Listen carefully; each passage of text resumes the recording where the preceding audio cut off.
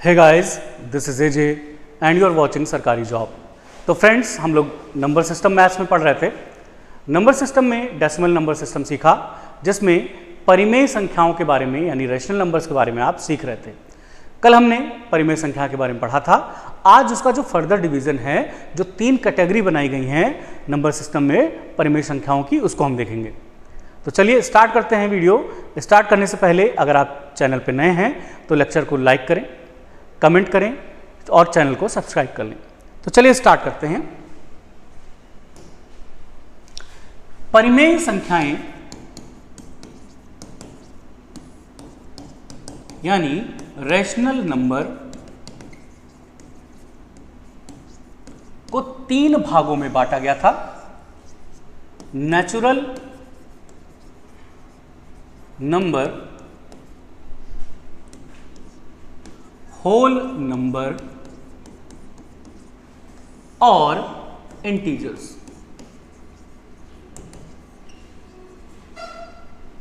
तो natural number आखिर है क्या? इसे हिंदी में प्राकृतिक संख्याएं कहा जाता है। अगर इसकी परिभाषा के बारे में पूछें आपसे तो आप बताइए कि क्या हो सकता है कमेंट में। गिनती की संख्याओं को प्राकृतिक संख्या कहा जाता है। किसे कहा जाता है?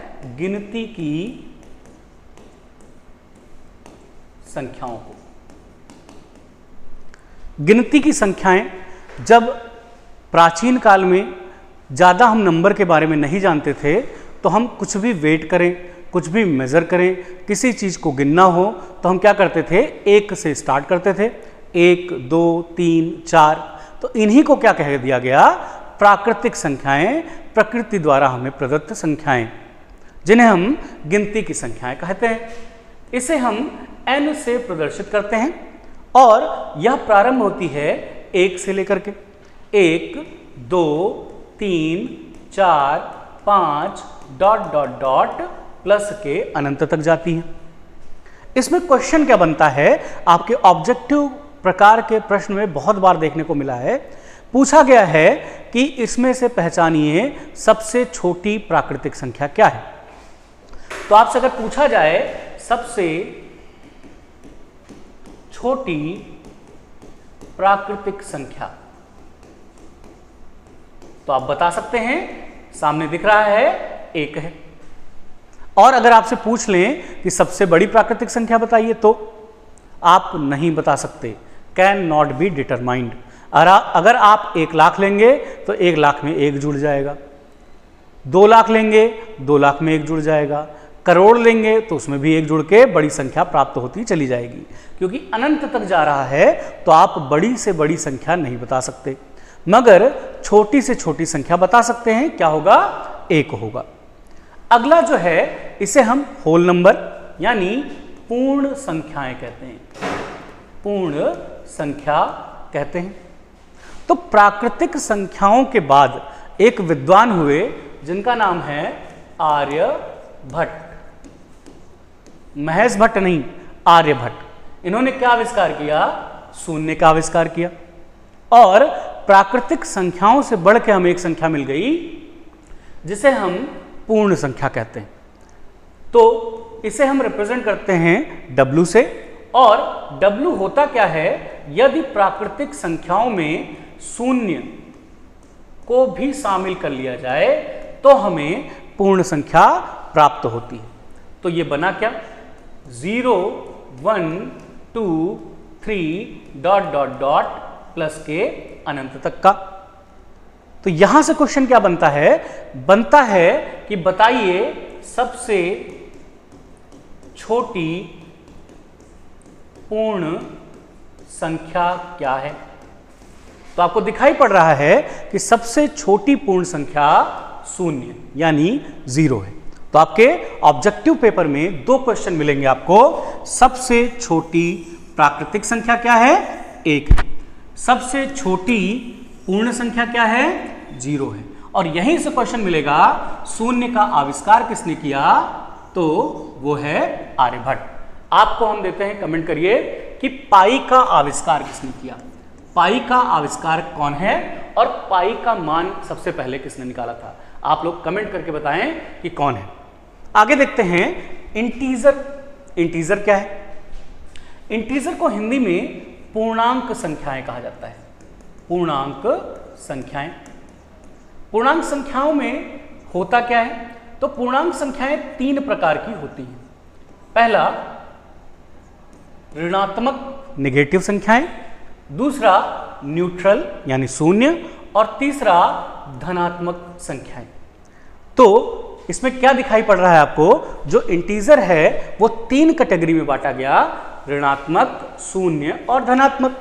इसे i से व्यक्त किया जाता है और i स्टार्ट होता है माइनस के अनंत से। कहां तक जाएगा? -2, -1, फिर आपको मिलेगा 0, फिर मिलेगा 1, 2, 3 डॉट डॉट डॉट प्लस के अनंत तक। अब अगर यहां आपसे हम क्वेश्चन पूछ लें कि बताइए सबसे छोटी पूर्णांक संख्या क्या है, तो आप क्या बता सकते हैं? नहीं बता सकते। सबसे छोटी पूर्णांक संख्या आपको नहीं मिलेगी। और अगर हम पूछ लें सबसे बड़ी पूर्णांक संख्या बताइए, तो वो भी नहीं बता सकते, क्योंकि दोनों तरफ आपको अनंत मिलेगा। मगर यहीं पर अगर हम आपसे क्वेश्चन पूछें कि बताइए सबसे छोटी धनात्मक पूर्णांक संख्या क्या है, सबसे छोटी धनात्मक पूर्णांक संख्या, तो बताइए, कमेंट करिए क्या होगा। आपके सामने ही लिखा है 1। क्या है? 1। तो सबसे छोटी धनात्मक पूर्णांक संख्या 1 हो जाएगी। फिर हम आपसे पूछते हैं कि सबसे बड़ी ऋणात्मक पूर्णांक संख्या बताइए। सबसे बड़ी ऋणात्मक पूर्णांक संख्या बताइए, कमेंट करिए कि क्या होगा। आपके पास 1 सेकंड का समय है। दिख रहा है आपको सामने? इसी में से होगा। क्या है? -1। -1। तो सबसे छोटी धनात्मक पूर्णांक संख्या 1 है और सबसे बड़ी ऋणात्मक पूर्णांक संख्या क्या है? -1। तो ये था आपका परिमेय संख्याओं का विभाजन। यहां से क्वेश्चन आपको इनमें से कोई ना कोई मिल जाता है ऑब्जेक्टिव पेपर में टिक करने में। बड़ा कंफ्यूजन होता है, आप इसको बार बार देखिएगा। अभी हम आपको प्रैक्टिस सेट जब करवाएंगे तो वहां पर चीजें और क्लियर हो जाएगी। अगला हम लोग देखने जा रहे हैं अपरिमेय संख्याओं के बारे में। तो हेडिंग डाल दीजिए अपरिमेय संख्याएं। अपरिमेय संख्याएं, इसे अंग्रेजी में इररेशनल नंबर कहा जाता है। इररेशनल नंबर्स कहा जाता है। इसकी परिभाषा अगर देखी जाए तो ऐसी संख्याएं जिन्हें p/q के रूप में नहीं लिखा जा सकता, जहां पर p, q पूर्णांक संख्याएं होंगी और जो q होगा वो कभी भी 0 नहीं होगा, उन्हें हम क्या बोलेंगे? अपरिमेय संख्याएं। एग्जाम्पल देखते हैं। आपको जितने भी इम्परफेक्ट रूट्स मिल जाएं वो क्या होते हैं? अपरिमेय संख्याएं होती हैं। जैसे √2, इसको जब आप निकालेंगे इसका मान, तो मान दशमलव में चलता जाएगा और कभी अंत नहीं होगा और ना ही उसकी पुनरावृत्ति होगी। इसलिए √2 क्या हो जाएगा? इम्परफेक्ट रूट है और अपरिमेय संख्या हो जाएगी। √3 ये भी क्या है? इम्परफेक्ट है। आगे क्यूब रूट अगर देखें तो 2, ये भी क्या है? इम्परफेक्ट रूट है, इसलिए क्या हो जाएगी? अपरिमेय। Cube root 3।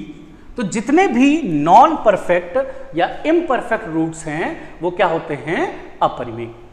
दूसरा देखते हैं। दूसरा मान हम फ्रैक्शन यानी भिन्न में चेक करते हैं। फ्रैक्शन। अगर आपको भिन्न मिले और आप उसको सॉल्व करें, सॉल्व करने पर दो चीजें मिले, नॉन टर्मिनेटिंग मिले और या फिर नॉन रिपीटिंग मिले, तो वो भिन्न क्या होगी? अपरिमेय होगी, इर्रेशनल होगी। एग्जाम्पल देखिए, हमने कहा 22/7, वैसे अगर इसको ऐसे देखा जाए तो ये क्या है? परिमेय है। क्या है? परिमेय है। मगर इसका जब मान निकालते हैं तो वो अप्रॉक्सीमेट के करीब करीब आता है। कितना आएगा? देखिए 22 को 7 से विभाजित करिए, 7 त्रिक 21, कितना आएगा? 1 आएगा। पॉइंट लगेगा, 0 आएगा, 7 1 जा 7, फिर से कितना आएगा? 3 आएगा, 0 लगेगा, 7 चौक 28, कितना आएगा? 2 नीचे आएगा, 0 लगेगा, 7 दूनी 14, फिर से देखिए कितना आ गया? 6, 0 लगेगा, 7 8 56, 56। ये आप करते जाएंगे और आपको कभी भी रिपीटेड मान नहीं मिलेगा। तो 22/7 का जो मान है वो इतनी मोटी किताब बना दी गई है और आज तक डिजिटल क्वांटम कंप्यूटर भी इसका मान नहीं निकाल पाएंगे। इसलिए ये क्या है? ये है नॉन टर्मिनेटिंग, नॉन रिपीटिंग। तो जितने भी फ्रैक्शन आपको मिलेंगे वो नॉन टर्मिनेटिंग या नॉन रिपीटिंग हैं, तो क्या हो जाएंगे? अपरिमेय संख्या हो जाएगी। ठीक है। तीसरा इसमें जो पूछा जाता है वो पूछा जाता है पाई के बारे में। आप सबने कमेंट में कहा था बताइए कि पाई का आविष्कार किसने किया था और पाई का मान किसने निकाला था। पाई का जो अप्रॉक्सीमेट मान है वो 22/7 है और इसका जो फ्रैक्शन मान है वो 3.14 आता है। तो इन तीनों में कंफ्यूजन होती है आपको कि पाई क्या है, 22/7 क्या है, 3.141 पाई का मान कितना है, वो क्या है। तो यहां पर तीनों की बात अगर करें तो ये जो पाई है ये आपका अपरिमेय, क्या है? अपरिमेय। जबकि ये जो 22/7 है ये क्या है? परिमेय है। और ये जो है इसका मान दशमलव में ये भी क्या है? अपरिमेय। ठीक है। तो तीनों चीजें आपने देखा। अगर ऑब्जेक्टिव में आपका आता है कि पाई क्या है? अपरिमेय। पाई का मान 22/7 क्या है? परिमेय। और पाई का मान दशमलव में 3.141 समथिंग आता है, तो वो क्या है? अपरिमेय। क्यों? क्योंकि ये क्या है? नॉन रिपीटिंग, नॉन टर्मिनेटिंग, इसलिए भिन्न के रूल से ये अपरिमेय हो जाएगा। ये क्या है? P/Q के रूप में आपने लिख दिया इसे, जहां पे P और Q इंटीजर है और Q is not equal to 0, इसलिए परिभाषा के हिसाब से परिमेय। और पाई जो है ये अपरिमेय होता है। तो ये आपने देखा कि हम कैसे जान पाएंगे परिमेय और अपरिमेय के बारे में। अब कुछ विशेषताएं हैं अपरिमेय संख्याओं की। हेडिंग डाल दीजिए विशेषताएं। विशेषताओं से भी क्वेश्चन आया हुआ है।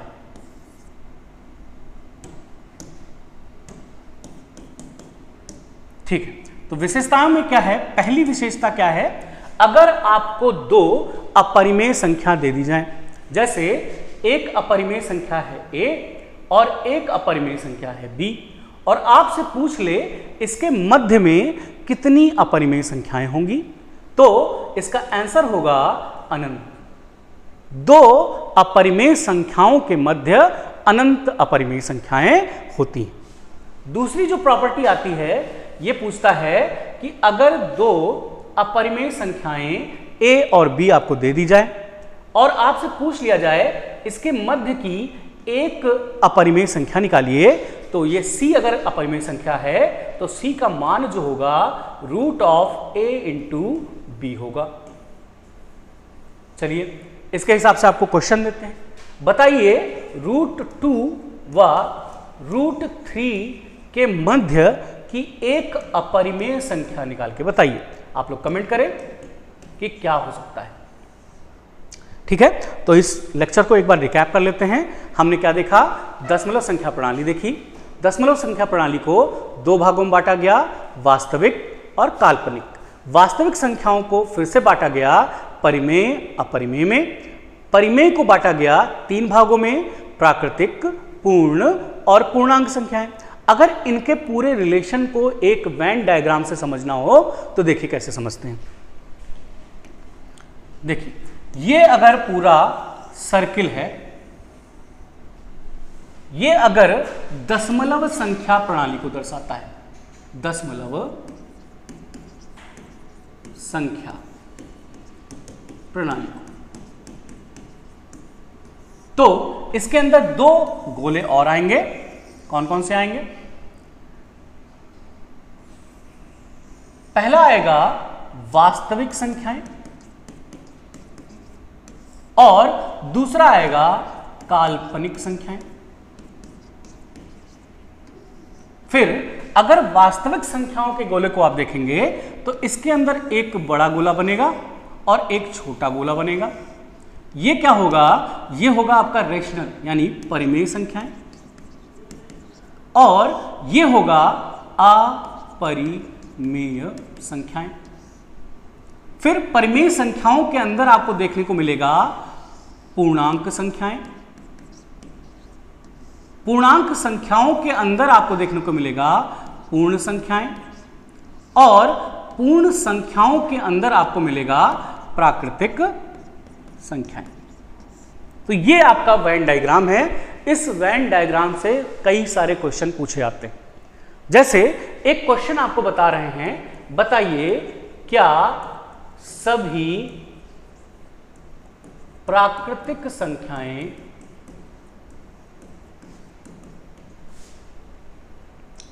वास्तविक